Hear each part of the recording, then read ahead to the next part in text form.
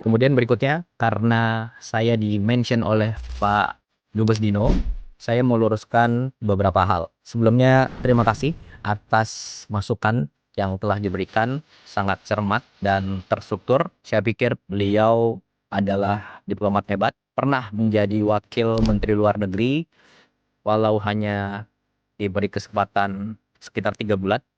Jadi yang pertama, masalah biaya bila ke luar negeri. Ini sudah dijelaskan beberapa kali. Jadi segala kelebihan biaya yang telah dianggarkan oleh negara itu sepenuhnya ditanggung oleh pribadi Presiden Prabowo. Kemudian yang kedua, jumlah rombongan. Ini sangat penting. Jumlah rombongan Presiden Prabowo itu sudah berkurang besar-besaran, lebih dari separuh dari periode sebelumnya. Jadi kalau dulu itu sekali ke luar negeri bisa lebih dari 120 orang. Zaman Pak Dino seperti itu. Nah, zaman Presiden Prabowo jumlahnya antara 50 sampai 60 orang maksimal. Ini sudah banyak yang tahu, termasuk juga wartawan pasti tahu itu semua. Kemudian yang ketiga, jadwal harus 1 tahun sebelumnya. Jadi gini, kembangan dunia global itu sangat dinamis, hari per hari. Nah, jadi ada jadwal tahunan dan ada jadwal yang mendesak sesuai kebutuhan dalam negeri dan luar negeri suatu negara, ya. Kemudian yang keempat, masalah protokoler dan frekuensi keluar negeri dalam 1,5 tahun terakhir. Jadi Presiden Prabowo itu adalah presiden baru yang mulai menjabat saat dunia sedang krisis. Sebelumnya ada konflik di Ukraina, ada di Venezuela, kemudian sekarang ada di Iran dan Timur Tengah, itu terlibat Saudi, Qatar, Bahrain, UAE dan lain sebagainya, ya. Jadi setiap pemimpin tentunya harus bangun hubungan yang dekat antar pemimpin dunia. Dan kita tidak bisa hanya mengandalkan saat krisis baru kita minta bantuan. Tidak, kita harus panen hubungan yang baik. Lalu bila suatu saat ada kondisi mendesak, kita bisa minta bantuan. Dan begitu pula sebaliknya. Oke? Untuk itu perlu kedekatan pribadi, kedekatan emosional antar pemimpin, baik secara langsung, diliput media, ataupun tertutup. Nah, itulah diplomasi. Jadi salah besar kalau dibilang hanya gagah-gagahan, seremonial. Jadi kita harus lihat apa yang sudah dicapai dalam 1,5 tahun terakhir ini. Yang pertama, Indonesia masuk BRICS. Manfaatnya apa? Ya sekarang ini, di tengah konflik krisis dunia, situasi negara terjamin. Stok BBM aman. Harga BBM subsidi tidak naik.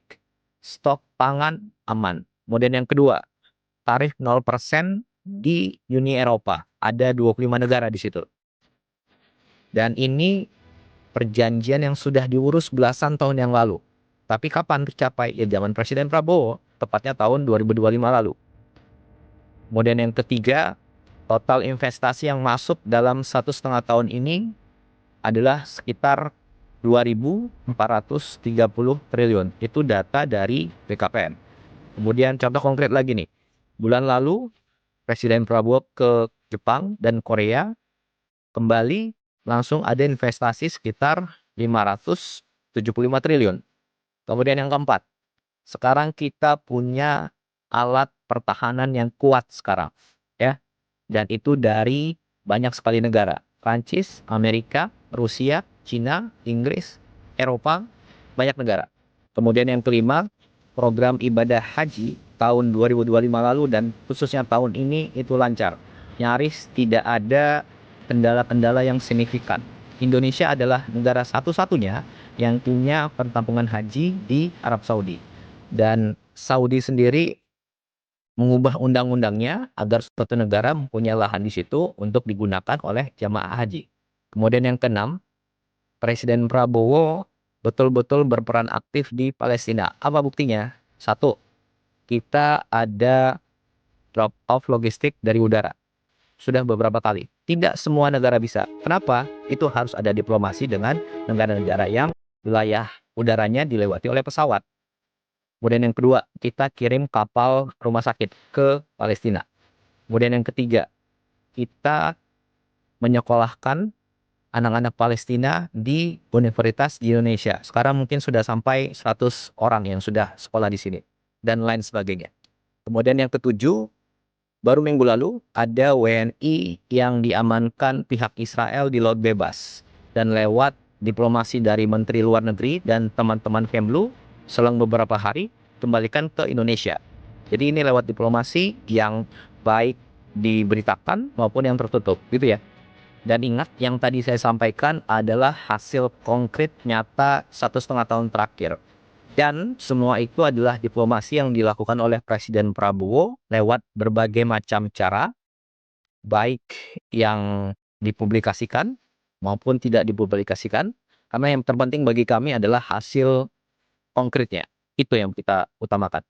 Kemudian terakhir, masalah pertemuan dengan kepala negara lain di event-event tertentu. Jadi gini, pertemuan dengan kepala negara lain di suatu event itu yang menentukan adalah Bapak Presiden dan juga saran dari Menteri Luar Negeri. Dan beliau-beliaulah yang mengetahui mana yang prioritas, mana pertemuan yang harus diutamakan, mana pertemuan yang bisa langsung ataupun cukup menggunakan telepon, mana pertemuan yang perlu diberitakan, mana yang tidak diberitakan. Dan saya rasa semua diplomat hebat tahu itu. Jadi kurang elok rasanya kalau itu masih dipermasalahkan, ya. Jadi ruang untuk setiap masukan tentu kita terima, tapi jangan sampai kita mengaburkan fakta tentang semua hasil yang telah kita capai. Saya rasa itu.